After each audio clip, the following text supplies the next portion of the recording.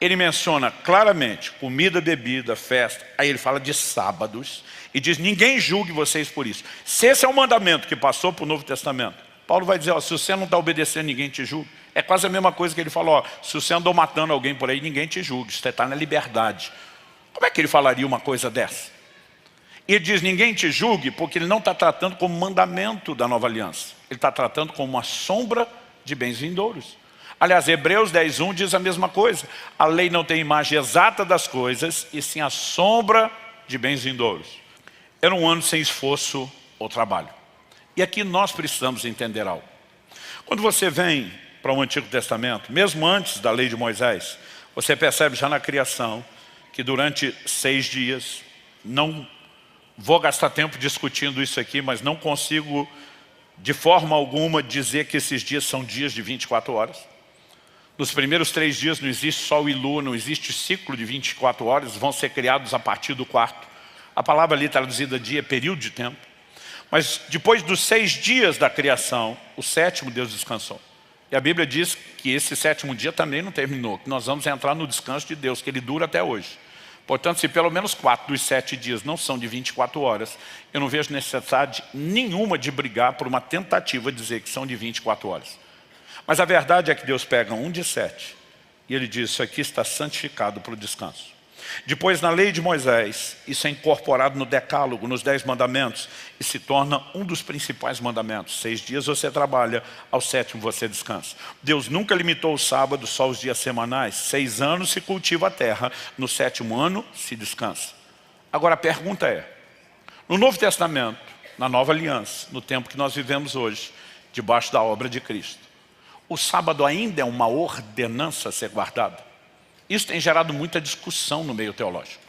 Alguns se levantam e dizem, não, o fim da lei é Cristo. Tem outros grupos que querem preservar o sábado, que criaram algumas definições para tentar justificar a sua passada. Não, o fim da lei é Cristo, é lei cerimonial. Mas lei moral permanece. Eles decidiram que lei moral são os 10 mandamentos, e se o sábado está nos 10 mandamentos, ele deveria vir. Mas o Novo Testamento não sustenta isso. Em Colossenses, no capítulo 2, nos versos 16 e 17, Paulo diz assim, portanto, que ninguém julgue vocês por causa de comida e bebida, ou dia de festa, ou lua nova, ou sábados. Porque tudo isso tem sido sombra das coisas que haviam de vir. Ele menciona claramente comida, bebida, festa, aí ele fala de sábados, e diz, ninguém julgue vocês por isso. Se esse é o mandamento que passou para o Novo Testamento, Paulo vai dizer, ó, se você não está obedecendo, ninguém te julga. É quase a mesma coisa que ele falou, ó, se você andou matando alguém por aí, ninguém te julga, você está na liberdade. Como é que ele falaria uma coisa dessa? E ele diz, ninguém te julgue, porque ele não está tratando como mandamento da nova aliança. Ele está tratando como uma sombra de bens vindouros. Aliás, Hebreus 10:1 diz a mesma coisa. A lei não tem imagem exata das coisas, e sim a sombra de bens vindouros. Pastor, o que é a sombra? Vamos lá. Se eu estendo a mão aqui sobre essa mesa, eu vejo projetada a sombra por causa da luz que vem de cima na mesa.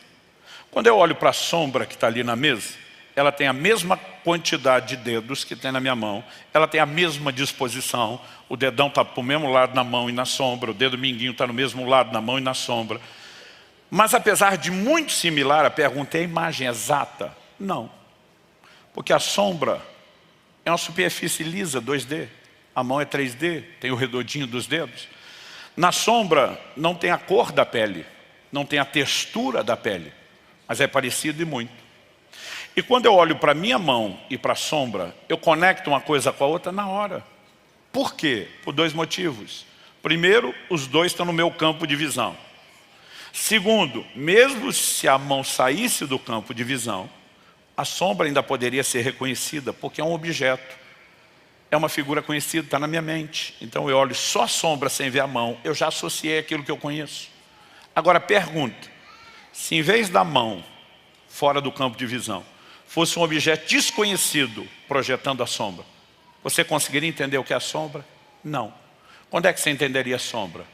Quando aquela coisa que a projeta entrasse no campo de visão, e você constatasse a similaridade entre ela e o que não é imagem exata, mas é parecido, você ia dizer, era isso projetando a sombra. A Bíblia diz que na lei, no Antigo Testamento, nós não temos a imagem exata das coisas. Deus diz, o que eu estou mostrando aqui não é o que as coisas são. O que tem aqui é só uma sombra. Sombra do quê? O que é que projeta a sombra? Sombra de bens vindouros. Tudo aquilo que se concretizaria em Cristo no futuro, não no tempo da lei, projetava do futuro para o passado sombras. Eram projeções proféticas que vinham invertidas no tempo. Agora, quando o povo olhava para a sombra de algo desconhecido, conseguiria entender? Não. Quando é que conseguiria entender? Quando aquilo que a projetava entrasse no campo de visão, eles iam fazer uma relação entre o que estavam vendo e aquela projeção que já estavam lá.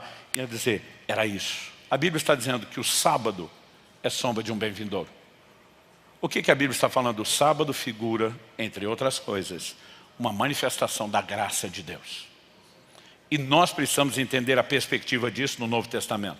Se fosse um mandamento literal para o Novo Testamento, pensa comigo, além de Paulo chamar de sombra, em Romanos 14:5, o apóstolo Paulo diz assim, alguns pensam que certos dias são mais importantes que os demais, mas outros pensam que todos os dias são iguais. Como é que Paulo vai lidar com a diferença? Ele diz, cada um tem a opinião bem definida na sua própria mente. Ele diz, decide aí. Agora, peraí, Paulo. Um pensa que todos os dias são iguais, então não existe a distinção do sábado em relação aos demais. Mas o outro faz distinção, para esse tem diferença. Se o sábado é mandamento, Paulo está dizendo que todo mundo tem que guardar. Agora, se ele diz para aqueles que não veem diferença, cada um tome sua própria decisão, ele está dizendo, não há um mandamento que obrigue um dia. Aliás, é só você olhar o contexto antes do verso 5. Paulo diz, um acredita que pode comer de tudo, o outro acredita que só pode comer legumes. Havia um grupo de pessoas influenciado por outras religiões que eram fortemente contrários ao consumo de carne. Paulo vai dizer que o que acredita só pode comer legumes é débil na fé, fraquinho na fé. Então Paulo já tomou partido. Ele era do time que gostava do churrasco. Mas ele olha e diz, apesar de não haver uma proibição bíblica contra a carne, eu não tenho que obrigar esse a comer. Vocês aí convivem com as diferenças. O de cá não julga aquele, esse não julga aquele. Mesmo que na minha opinião esse aqui é mais fraquinho na fé. Paulo está dizendo, os que têm diferença de dia, conviva sem julgar um ao outro. Se fosse um mandamento, ele nunca daria essa liberdade.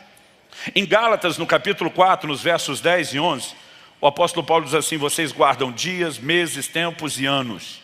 Ele diz, receio que o meu trabalho por vocês tenha sido em vão. Se você olhar o contexto dos versículos anteriores, aliás, do contexto da epístola aos Gálatas, judeus se infiltraram na Galácia, na Turquia, tentando judaizar, os gentios se converteram. Paulo vai brigar com todas as práticas judaizantes que eles estavam fazendo. E aí o apóstolo Paulo simplesmente diz, vocês estão retrocedendo na fé, se estão preocupados em guardar dias. Alguém que acredita que o sábado é um mandamento inegociável, iria chamar isso de retrocesso? Gente, não há nada no Novo Testamento que justifique a guarda do sábado como mandamento. Isso é assunto para a gente conversar outro dia, mas aí nós temos alguns cristãos que dizem, não, é que o sábado mudou para o domingo. Eu digo, como é que é? Não, que o sábado mudou de dia. Antes ele caía no sábado, agora o sábado cai no domingo. Porque há um texto no Novo Testamento que se refere ao domingo como o dia do Senhor. O dia do Senhor é uma referência ao dia que ele ressuscitou. Não há um dia para ser guardado. Porque se o sábado mudou de dia e caiu no domingo, continua tendo um dia especial que tem que ser observado de forma diferente. Para mim, tentar transformar o sábado no domingo é uma incoerência maior do que guardar o próprio sábado. A verdade é que o Novo Testamento não estabelece essa distinção de dia. Então o que era o sábado? Que durante tanto tempo Deus falou, sombra de um bem vindouro.